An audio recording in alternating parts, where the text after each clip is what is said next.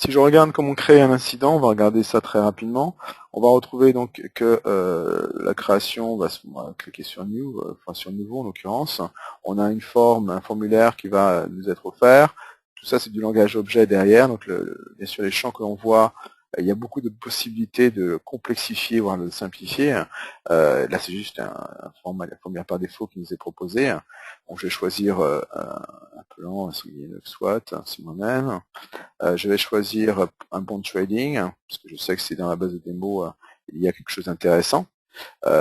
Soit, bien sûr, je peux visualiser toujours de la même façon mon bon trading pour connaître sa version, pour connaître le propriétaire potentiellement de ce bon trading, en tout simplement mettant ma souris dessus. Mais je peux aussi, c'est en général quand même plus intéressant, visualiser mon bon trading au regard des autres éléments de configuration dans ma CMDB de manière graphique, ce qui va me permettre généralement d'avoir une lecture plus facile, plus simple, pour pouvoir comprendre par exemple que mon bon trading supporte déjà peut-être des processus, un métier particulier, mais en plus fonctionne sur un serveur Linux qui lui-même est dans un rack, dans un data center à New York par exemple. On retrouve des relations qui sont des relations avec une sémantique, donc là en l'occurrence de dépendance, ça peut être des relations de DR par exemple.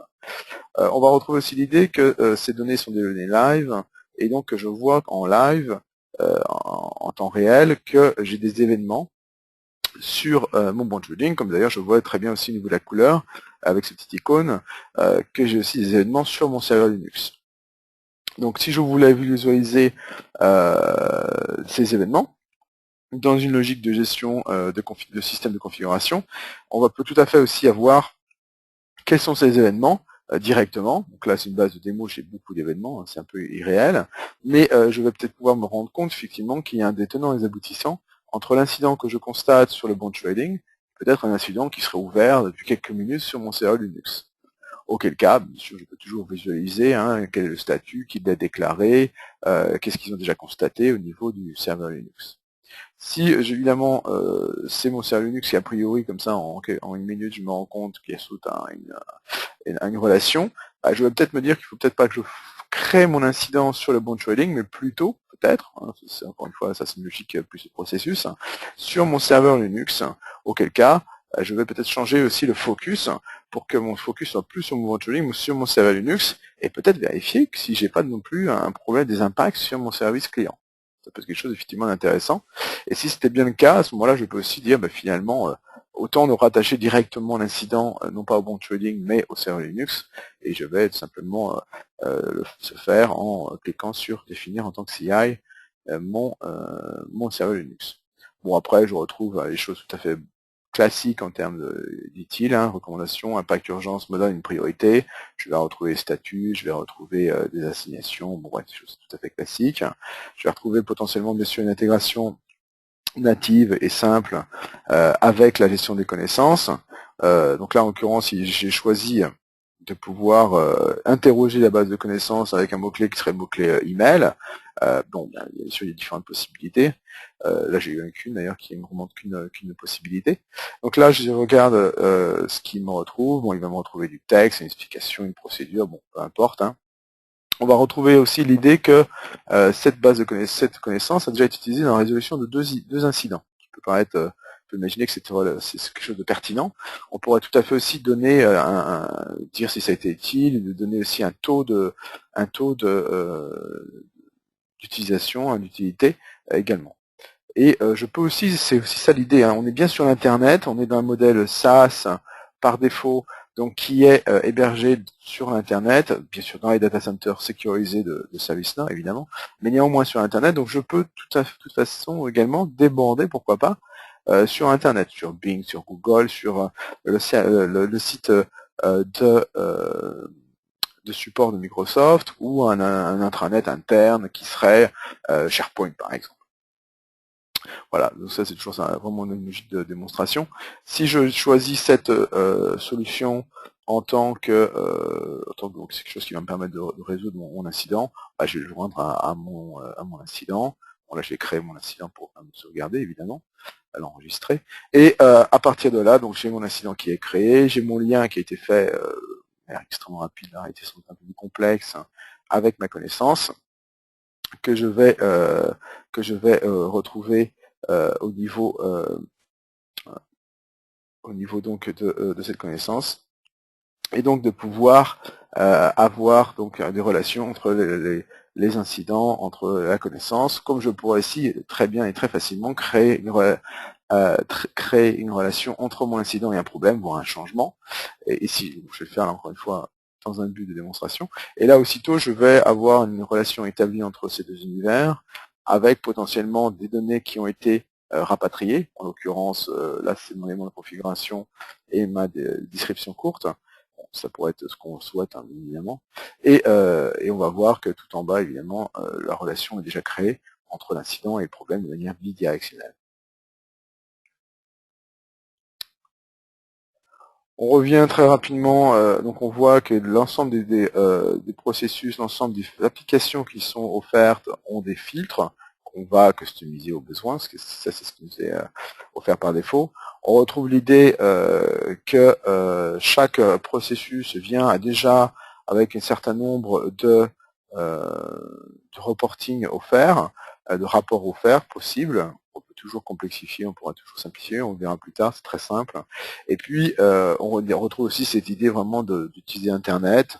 Là, en clin d'œil, je ne suis pas nécessairement épilogué sur la question, mais on a retrouvé pour un client international, en l'occurrence la Deutsche Bank, qui ont utilisé Google Maps pour mettre les incidents à l'échelle internationale sur Google Maps et donc en live savoir où sont les incidents critiques dans mon système d'information. On pourrait le faire à l'échelle de la France, on pourrait le faire pour localiser, pourquoi pas, les data centers, si on a plusieurs data centers dans notre contexte, on fait ce qu'on veut. Hein. Encore une fois, c'est l'exemple de Google Maps, mais c'est surtout l'exemple de l'extension sur Internet.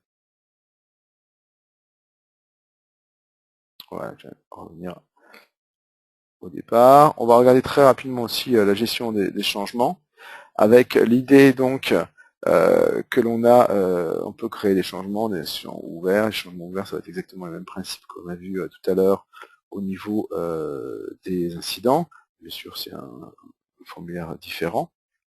On va retrouver, on va sélectionner un serveur Linux. Alors, je me souviens pas de son nom, c'est serveur Linux 100, bon, soit. On va également choisir une date d'implémentation. Et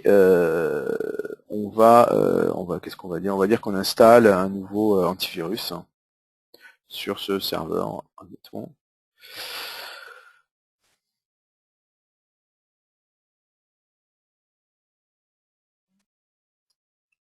Voilà, bon bref, on va encore une fois l'enregistrer évidemment. Pourrait demander l'approbation, bien sûr il y a un workflow, on va le voir, qui va nous permettre de gérer tout le circuit d'approbation, qui peut passer par le cadre, qui peut passer bien sûr par une série ou pas, bien sûr, d'approbation individuelle. Donc par rapport à ce qu'il nous a offert, bien sûr, c'est surtout l'idée aussi, bien sûr, du calendrier, ce qui est tout à fait intéressant dans une logique de planification, se rendre compte qu'il y a potentiellement des impacts. Donc là, on se rend compte effectivement qu'il y a déjà un upgrade qui est prévu sur un serveur. Bon, toujours la même logique, hein, quel est le serveur? Ben, quand je regarde, c'est Linux 100. Voilà. Bon, peut-être que c'est quelque chose qu'il va falloir que je regarde deux fois pour voir si on fait pas s'il y a une bonne séquence au niveau d'upgrade du système d'exploitation et de l'antivirus. Parce que là, j'ai peut-être un conflit déjà, hein, on s'en rend compte très facilement. Bien sûr, tout ça, c'est quelque chose qui peut être vu par année, par jour, par semaine, avec des filtres, évidemment, on les voit par approbation, ce qui est approuvé, ce qui est par priorité, donc tout ça étant bien sûr customisable, comme toujours. Également, ce que je vais voir, c'est la visualisation du mon workflow de manière graphique. Alors c'est intéressant dans pas mal de points de vue. Ce workflow graphique est très puissant. C'est quelque chose qui nous permet d'orchestrer donc les approbations, d'orchestrer les tâches de réalisation. On va utiliser, on verra également ce graphique, excusez-moi, également pour orchestrer l'implémentation des demandes de services, l'escalade au niveau des SLA.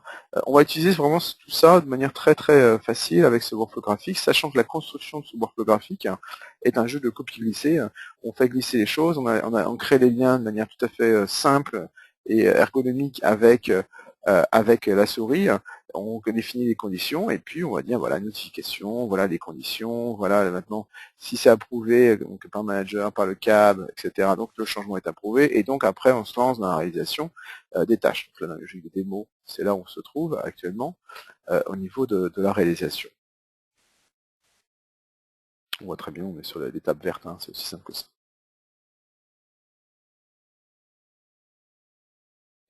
Autre chose intéressante, je ne vais pas dérouler tout le workflow hein, parce que ça prendrait un peu de temps, pas trop de temps, mais on va retrouver aussi l'idée, pourquoi pas, de lire les relations qu'on avait dans la CMDB. Si vous vous souvenez, hein, le serveur Linux 100 avait des relations notamment de dépendance.